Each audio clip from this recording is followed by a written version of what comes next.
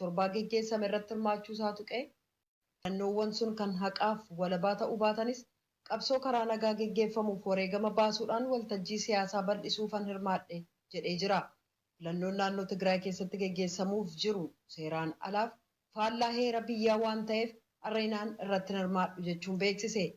Itti gaafatamaan sabquunnamtii uummataa paartichaa obbo Amdoom Gabrasillaasee raadiyoo sagalee Ameerikaaf ibsa kennaniin paartiin Iwahaat faallaa heeraa dhaabbachuudhaan filannoo raawwachuuf mirga boordii filannoo qofaaf kenname cabsuudhaan seeraan ala qaama filannoo raawwachiisu hundeesseera, seeras baaseera. Kanaaf filannoo faallaa seeraa ta'e kanarratti hin hirmaannu jedhan jechuudhaan Mulugeetaa Asbahaa Maqaleerraa gabaaseera. Sababa eenyummaa jechuun karaa seeraan alaa ijaaramee naannoo Amaaraa jeequuf shirri hojjetamaa ture uummatichaaf humnootii nagaa eegsisaniin fashale jechuudhaan bulchaan naannoo Amaaraa Tamasgan Xuruneh dubbatan. Iwahaat ragaa kijibaa tamsaasuudhaan uummata Amaaraaf Tigraayin adda baasuuf yaaluu isaarrayyuu dubbii tuqachuu naannoo daangaa irratti geggeessaa jiru qaamni itti gaafatamu seera qabsiisuu qaba jedhaniiru. Naannoon Amaaraa gumii kan mana maree ofii har'a jalqabeera. Manni maree sun oolmaasaa guyyaa har'aatiin gabaasa raawwachiisa dhimmootii hawaasummaa dinagdeef siyaasa naannoo sanaa gamaggamee jira jechuudhaan Asteer Misgaanaw gabaasteetti. Pireezidaantiin Keeniyaa Uhuruu Keeniyaattaa weerarri koronaa biyya isaaniitti heddummachuu to'achuuf jecha murtee dabarsanii jiru. Kanaanis har'a ibsa lammiilee biyyattiif kennaniin manneetiin nyaataaf dhugaatii biyyattii keessa jiran kamuu dhugaatii farsoo akka hin gurgurre dhorkanii jiru. Galmoo daawwittu gabaase. Kaleessa nama 900 ol har'ammoo nama 400 oltu Keeniyaatti koronaan qabame. Jidduu kana erga ji'a darbe pireezidaantii Keeniyaattaan labsiiwwan koronaa to'achuuf Keeniyaa keessatti labsamanii turan fooyyessanii dhukkubni kun babal'ataa waan dhufee fi har'a murtee haaraa dabarsanii jiru. Kanaanis manneetii dhugaatii akkasumas nyaata gurguranitti farsoon akka hin gurguramne ajajanii jiru. Pireezidaantii Keeniyaattaan. Our nationwide curfew shall remain in force for a further 30 days. Akkas jedhu Keeniyaattaan. Labsiin halkan namni kamuu sa'aatii 3 duuba manaa bahuu hin qabu jedhu ammas guyyoota 30 dhufaniif akkasumatti itti fufa. Har'aa kaasee immoo Keeniyaa keessatti manneetiin dhugaatii fi manneetiin nyaataa dhugaatii alkoolii kamuu akka hin gurgurre dhoggamanii jiru jedhu yoo dubbatan. That there shall be no sale of alcoholic beverages or drinks in eateries and restaurants. Keeniyaattaan manneetiin nyaataa duraan haga halkan sa'aatii 3tti tajaajila kennanis amma galgala sa'aatii 1tti akka cufaman ajaja dabarsanii jiru.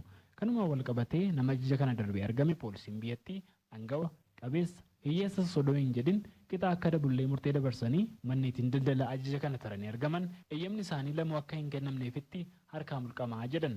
Keeniyaan torbee lamaan dura balalii xiyyaaraa ji'a 3 dhaabbatee ture ka biyya keessaa ka jalqabdee turte yoo ta'u ammas ji'a eebilaa dhufu kanaa kaastee balalii xiyyaaraa idilaa addunyaa akka jalqabdus ibsiteetti. Kanaafis dhaabbileen tajaajila geejjiba xiyyaaraan kennan 5 eeyyama kan argatan ta'uu saba himaaleen biyyattii gabaasanii jiru. Ministeerri fayyaa biyyattii akka jedhetti Keeniyaan keessatti dhibeen koronaa kun haga yoonaa namoota 285 galaafatee jira. Gabaasa sagalee Ameerikaaf Galma Daawit, Naayiroobii. Sudaan naannoo Daarfur keessatti haleellaa sanbata darbe geggeeffameen namoonni 60 ta'an yoo du'an kanneen 60 ta'an immoo madaa'u tokkummaa mootummootaatti waajjirri qindeessa dhimmootii gargaarsa namoomaa dilbata kaleessa galgalaa beeksisee jira.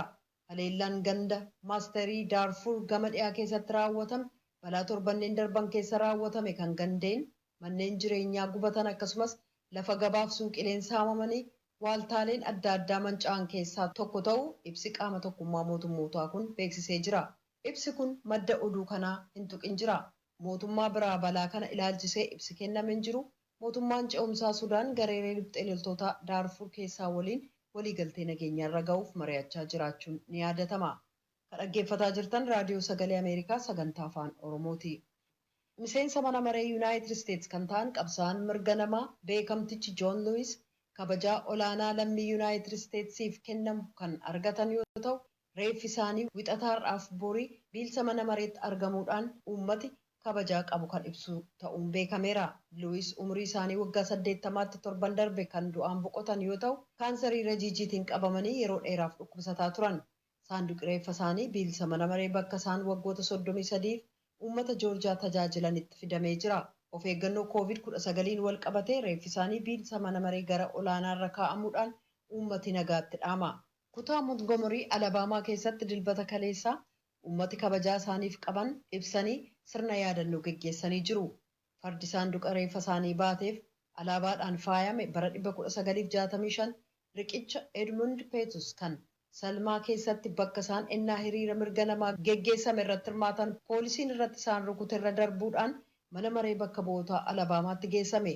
Guyyaan isaaniif michoonni isaanii qabsaa'ota mirga namaa itti reebaman sun Bloody Sunday dilbata dhiigitti dhangala'e jedhamuun beekama.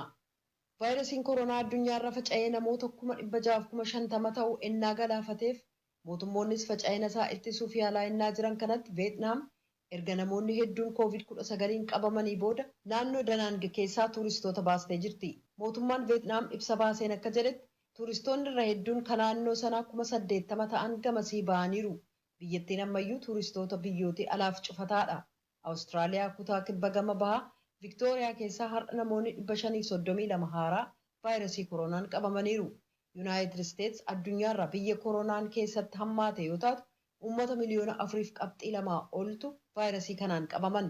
Dilbata kaleessaa namoonni 55,000 ta'an haaraa vaayirasii kanaan yoo qabaman 500 ol du'u staatistiksii yuunivarsiitii Joon Hookins irraa hubachuun danda'ameera. Oduun galgala kanaaf qabnu kanuma. Vii'oo afaan Oromoo caqasuu jirtan.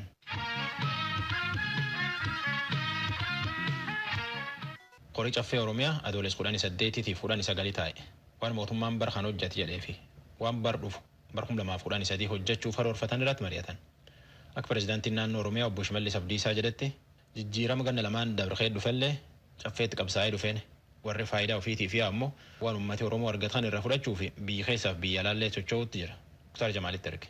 Caffeen Oromiyaa yaa'ii isaa idilee 12ffaa waggaa 5ffaa bara hojii 5ffaa Adaamaatti guyyoota 2 adoolessa 18 fi 19 taa'een raawwiilee hojii manneen hojii mootummaa kan bara 2012 gamaaggameetiniin mirkaneesseetiniin jira. Yaa'ii idilee caffee kanarratti dhimma waqtiitiin walqabatee haasaa kan taasisan pirezidaantiin bulchiinsa mootummaa naannoo Oromiyaa obbo Shimallis Abdiisaa jijjiiramoonni waggoottan lamaan darban keessatti argaman keessattiyyuu addatti kan qabsoo caffee kanaatiin dhufee fi uummata Oromootiin argame jedhanii jiru. Qabsoo uummanni Oromoo argate kana kanneen harkaa butuudhaaf wixxifatan alaa keessaan jijjiiramicha irratti qormaata akka baay'isanillee dhimma waqtiitiin walqabatee obbo Shimallis Abdiisaa caffeedhaaf kaasanii jiru. Sabboonummaan Oromoo kan inni ittiin ibsamu dantaa ofiitiif jecha qabeennaa fi humna uummataatitti taphachuu osoo hin ta'in aantummaadhaan carraa argame hundatti fayyadamaniitiniin ummata Oromootiif waan gaarii ooluudha jechuudhaan illee obbo Shimallis dubbatan. Kanneen maqaa isaanii hin dhayinii fi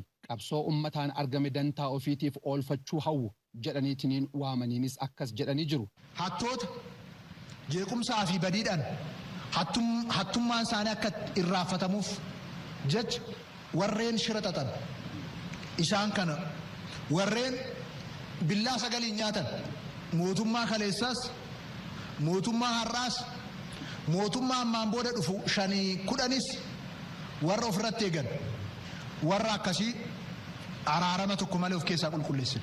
Warri akkasii iddoon isaanii as waan hin taaneef iddoo isaaniitti tolchin. Warri akkasii warri diroo 20 dhaabbatan warri waa hundumaa hawwan warra hanna bira darbanii warra aannaniif jecha jabbiif jecha sa'a qalan warra akkasii diinota uummata keenya waan ta'aniif iddoo isaaniitti tolchin. Obbo Shimallis Abdiisaa pirezidaantiin bulchiinsa mootummaa naannoo Oromiyaa gabaasa caffee kana irratti adeemsa ce'umsaa danquudhaaf keessaa fi alaan qindaa'aniitiniin uummata Oromoo irratti roorroo deebisuuf kanneen hojjetan jiru jedhanii jiru. Kana durallee taanaan Oromoon dabaa isaatiin deebi'eetiniin miidhame kan jedhan obbo Shimallis ammallee taanaaniin rakkoodhuma wal fakkaataatu deemaatiniin jiraadhaan qaamolee lama maqaa dha'uudhaan himatanii jiru. Hireen uummata Oromoo farda biraatiin humnoota fe'ee fidee hiree Oromoo duubatti deebisuu danda'u. Kan booda hin jiraatu.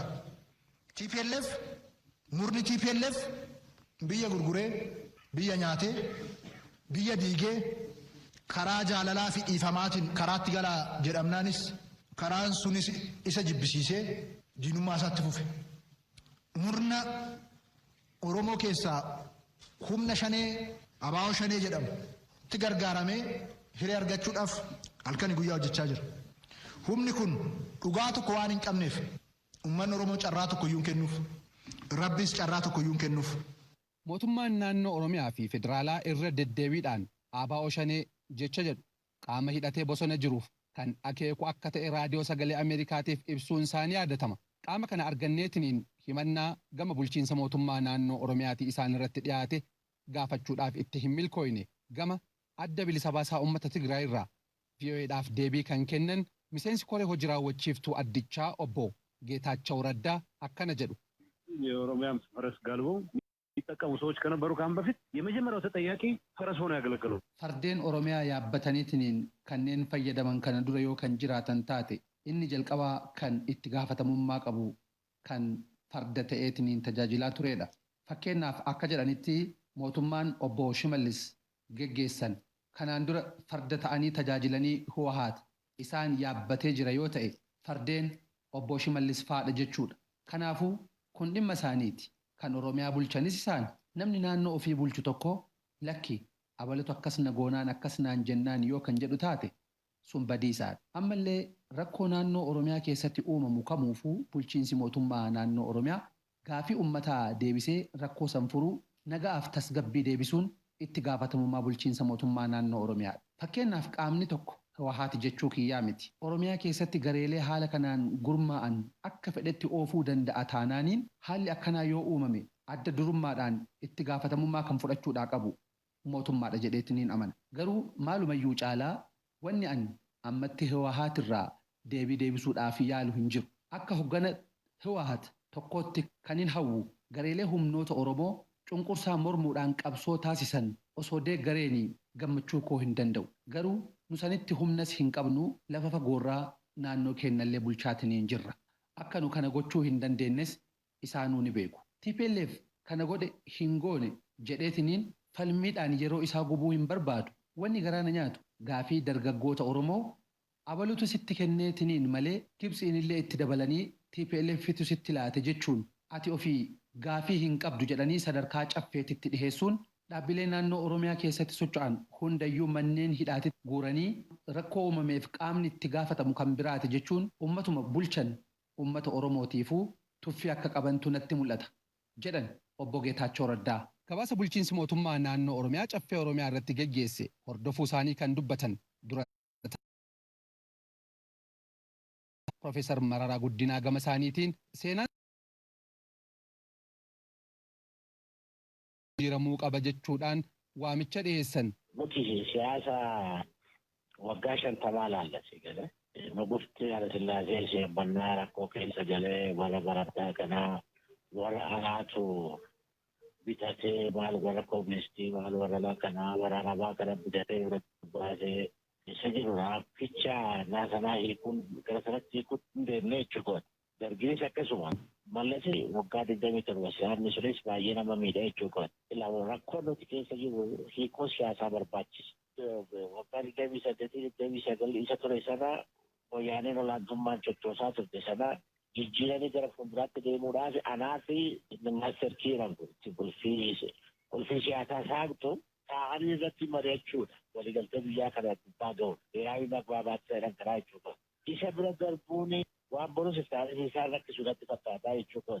Abalotu kana godhe abalotu rakkoo fidee inni paartiin waluma akkasiisaa oolaa akka biyyaattis akka maalitti akka Oromootti isa midhanaaf. Caffeen Oromiyaa yeroo turtii yaa'ii idilee isaatitti muudamootaa fi bajeta bara 2013 mirkaneessuudhaan xumura argatee jira. Gabaasa sagalee Ameerikaatiif Muktaar Jamaal Adaamaarraa.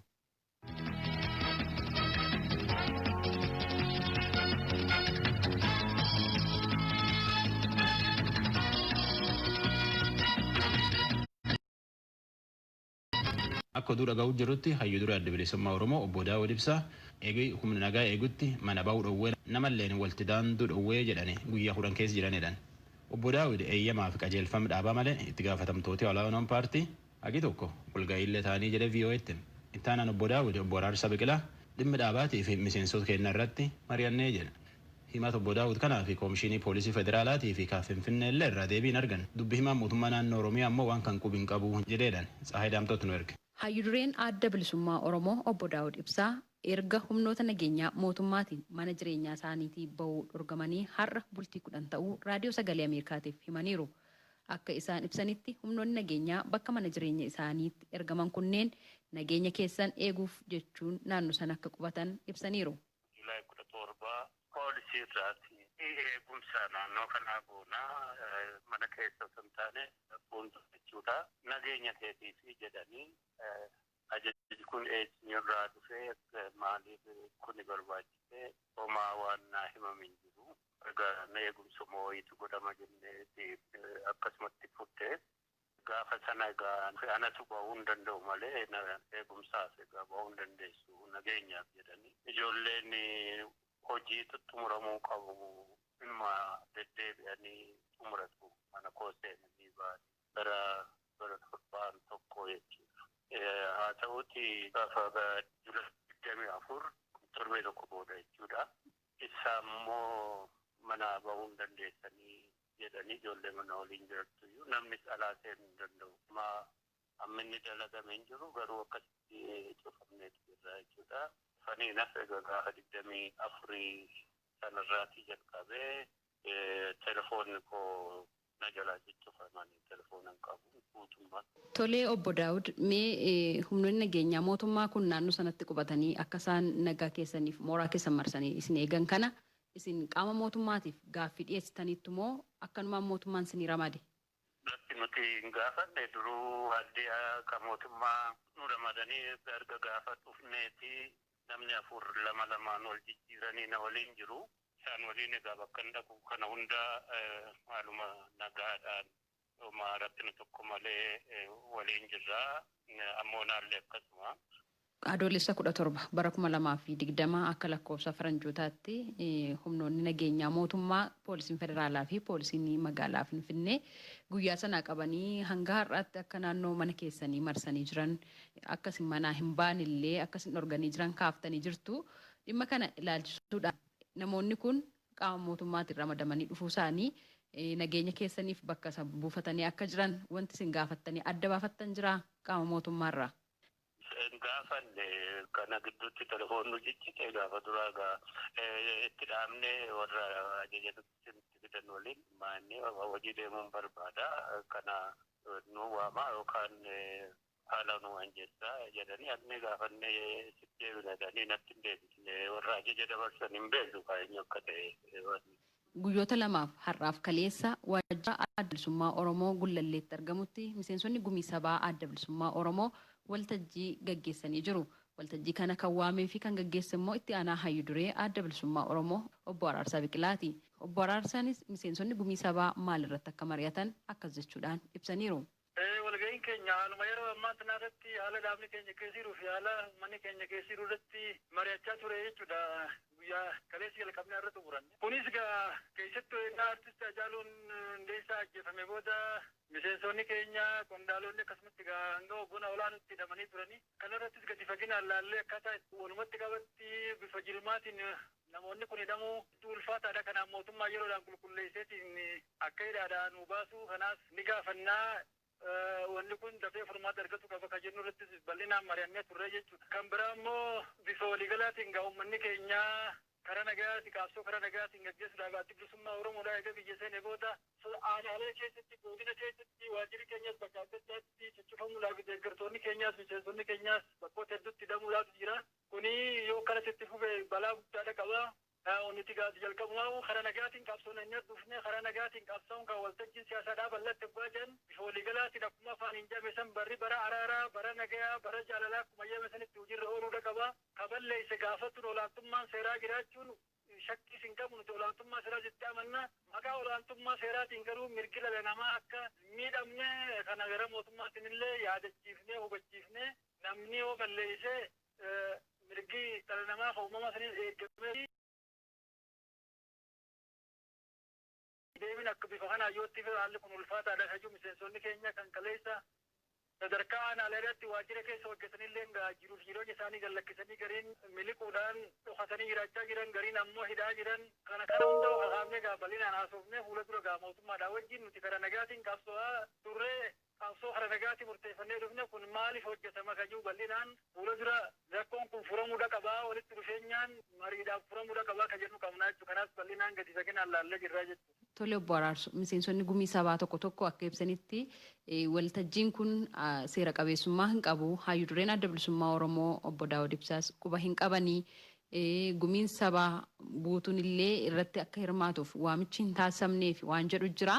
Isin kana akkamiin ilaaltani? Waltajjiin kun seera qabeessummaansaa akkamiin ibsitu isin? Nuti walgahii dhaabbataadhaan walgahii hatattamaati. Kan miseensonni gumii sabaatti walgahan hatattama jechuun yeroo rakkoon si mudate yeroo qondaalli kee hoogganni kee walakkaulaanu hidhame hayyuu dureen keenyaleen hojii guyyaadhaa socho'ee hojjechuu ammatti hin dandeenye. Kun hundinuu waan nama walgahii dhaabbataa sirnaan qabu san nama afachiisuu miti. Kun yeroo haalli akkasii mudatu qabsoo keenya keessatti baroota dheeraa hanga qabsaawaa keenya kana keessatti dafee hoogganni murtii fudhatee dafee walgahee hammuma jiruun hammuma arganne walitti dhufanii haala jiru kana gamaggamanii gara furmaannitti argamu irratti mari'atanii waa furuudhaaf carraaquun yeroo hundaa'u qabsoo dandamachiisuun barbaachisaadha jechuudha. Hoogganni olaanu yeroo sirraa hidhamutti miseensonni gadii yeroo hidhamu kana kun hundinuu dhiibba qabsoo irratti qaba. Uummanni ibsa barbaada, deeggartoonni keessa alaa ibsa barbaadan yeroo akkasiisan dhaabni hedduu ulfaataadha jechuu. Kanaaf rakkina akkasiisan keessaa bahuudhaaf gara tokkotti furmaanni akka argamu taasisuudhaaf ammoo marii barbaachisa. Marii kanaaf nus walgahii yaamuun barbaachisanne haala kanatti walgaheenye malee waan addaati miti jechuudha. Mee waltajjii isin kaleessaa fi har'a gaggeessitan kana hayyudureen adda bilisummaa Oromoo obbo Daawud Ibsaa quba qabu? Qabxiilee isin irratti mari'attan isaanii wajjin walii galtaniittu? Lakki jalqabaa hayyudureedhaa wajjin haasofnee walgahii barbaachisaa, marii barbaachisaa, rakkootu biraa rakkoo kana keessa namoonni illee gaafachaa jiranii walgahiin nu haasa'u jedhanii nu godhamu qaba jedhanii gaafachaa jiran kana maal goona jennee waliin haasofnee ni ta'a jennee walii gallee boodarra immoo konneekshiniin keenya addaan cituudhaani walitti hin deebiin malee jalqaba walqunnamnee anumaatu qaamaan bira dhaqee waliin haasofnee turre jechuudha. Obbo Araarsaa Biqilaa, waltajjiin kun obbo Daawud Ibsaa hayyuduree adda bilisummaa Oromootiin beekamtii qabaa. Isaanii waliin haasofneerraa jedhan. Obbo Daawud immoo dhimma waltajjii kanaa ilaalchisuudhaan deebittaa nu kennaniiru. Walgahii waamnu keessa jiru maaliif ishee tokko hin margetti jira. Sana akkatti yamsiifatanii keessatti yamsiifatanii iyyuu sirni isaa iyyuu laban. Kanaaf walgahiin kun akkatti ta'e xiqqoo sarpiraayis na godheera. Kuban qabnu ajandaa isaas kuban qabu. Egaa ergasiiti akkamitti ta'aa jira walgahiin kun maaliif qabatee deemaa jira. Namtiis waan hin qabneef jijjiirri isaa badaa guddaa qabu. Egaa waltajjiin akkasii yeroo jiraatu keessumaa walgahiin kan miseensota gumii sabaa kun yeroo gaggeeffamu namoonni miseensota gumii sabaa ta'an godinaalee Oromiyaa bakka garaagaraa irra jiru. Waltajjii kana irratti hirmaachuudhaaf immoo gara Finfinnee ni dhufu. Baasiin isaaniif barbaachisu durgoo dabalatee baasiimti waltajjicha waliigalaan gaggeessuudhaaf barbaachisu eessarraa argame? Maddi faayinaansii keessan eessadha? Akka odeeffannoo qabnutti kutaan faayinaansii keessanii kan adda bilisummaa Oromoodha. Gaaffiin akka hin dhiyaanneef gama faayinaansiitiin maallaqni akka isin barbaachisu gaaffiin akka hin dhiyaanneef akkasumas immoo mariidhumti akkasii jiraachuusaa akka quba hin qabne kaasu waan ta'eef madda galii keessanii liqaan argattan immoo kennaadhaan argattan immoo eessa argattani? Karaa faayinaansii waan laalu rakkinni akkasii waggaa dhalatu hoogganni qaamuma uummatuma keenya irraa duraanis gargaaramaa hin turre uummatuma Oromoodhaatiin qabsoon Oromoodhaatiin as geesse kana uummatuma keenya irraa fudhannee geejjibuma waan xixiqqaadhaa fi waan shaayii itti dhuganii fi waan lagan ittiin biteessan walgahii gabaabduudha waan taateef sanumarraa fudhannee walgahii san gaggeessine jechuudha. Waggaa haalli akkasii mudatu sanuma godhuudhaani eega waan san xumuranne booda warra faayinaansiidhaatiif galii fi bahii qindeessinee riippoortiin isaaniif taasifamaa jira. Tole obbo Araarsoo akka miidiyaalee hawaasaarra naanna'aa jirutti obbo Araarsoo Biqilaa itti aanaan hayyuduree adda bilisummaa Oromoodha. Bakka obbo Daawud Ibsaa hayyuduree adda bilisummaa Oromoo bu'aniiru waan jedhu jira. Kun hangam dhugaadha? Lakkii jechuun haga hojii guyyaa waan amma hayyudureen gaggeessaa jirre bakkuma isaanii san bu'anii itti fufanii kanamayyuu bari itti aanuu immoo sanii malee waan biraati miti. Bakka isaanii buutanii hojii itti fuftuu. Kanaaf amma obbo Araarsoo Biqilaa hayyuduree adda bilisummaa Oromootiin namoo itti aanaadha jenna. Itti aanaadha. Dhimma hugguramuu hayyuduree adda bilisummaa Oromoo obbo Daawud Ibsaa waliin wal qabatee mootummaa naannoo Oromiyaa gaafannee dubbii himaan mootummaa naannoo Oromiyaa obbo Geetaachoo Baalchaa mootummaan naannoo Oromiyaa akka quba hin qabne nutti himaniiru. Koomishinii Poolisii Federaalaa irraa adda baafachuudhaaf dhimma hugguramuu isaanii waliin wal qabsiisnee adda baafachuuf carraaqqiin taasisne har'aaf hin milkoofne. Gabaasa Raadiyoo Sagalee Ameerikaatiif Tsahaay Daamtoo Finfinneerraa.